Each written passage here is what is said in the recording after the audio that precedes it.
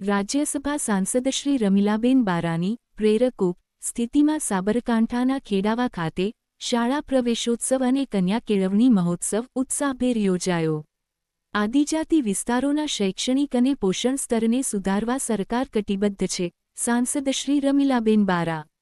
સાબરકાંઠા જિલ્લાના ખેડબ્રહ્મા તાલુકાના ખેડવા ખાતે રાજ્યસભાના સાંસદ શ્રી રમીલાબેન બારાની ગરિમામય સ્થિતિમાં શ્રી એકલવ્ય ઉત્તર બુનિયાદી વિદ્યાવિહાર અને સરકારી માધ્યમિક શાળા ખાતે શાળા પ્રવેશોત્સવ અને કન્યા કેળવણી મહોત્સવનો ભવ્ય અને ઉત્સાહભેર કાર્યક્રમ યોજાયો હતો। આ પ્રસંગે રાજ્યસભા સાંસદશ્રીએ શાળા આંગણે પગ મૂકનારા નૂતન વિદ્યાર્થીઓને શૈક્ષણિક કીટ એનાયત કરી કુમકુમ તિલક લગાવીને હોંશભેર શાળામાં પ્રવેશ કરાવ્યો હતો। કાર્યક્રમ દરમિયાન સાંસદ શ્રી રમીલાબેન બારાએ જણાવ્યું હતું કે રાજ્ય સરકાર છેવાડાના અને આદિજાતિ વિસ્તારોના બાળકોના શિક્ષણ અને સ્વાસ્થ્ય માટે સતત ચિંતિત છે।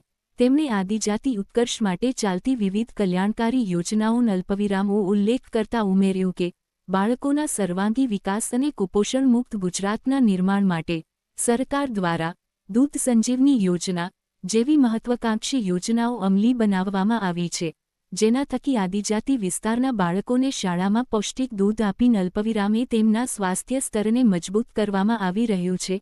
તેમણે કન્યા કેળવણી પર વિશેષ ભાર મૂકતા વાલીઓને પોતાની દીકરીઓને ઉચ્ચ શિક્ષણ અપાવવા માટે આહ્વાન કર્યું હતું। આ ઉપરાંત સાંસદશ્રીએ ખેડબ્રહ્માની ખેડાવા પ્રાથમિક શાળા તેમજ ગવર્નમેન્ટ સેકન્ડરી સ્કૂલ પઢારા ખાતે પણ વિશેષ ઉપસ્થિતિ દર્શાવીને ભૂલકાનોને પુસ્તક કીટનું વિતરણ કરી શાળા પ્રવેશોત્સવ કરાવ્યો હતો। આ કાર્યક્રમ દરમિયાન શાળાના તેજસ્વી વિદ્યાર્થીઓનું સન્માન કરાયું હતું તેમજ મહાનુભાવો દ્વારા વૃક્ષારોપણ કરવામાં આવ્યું હતું।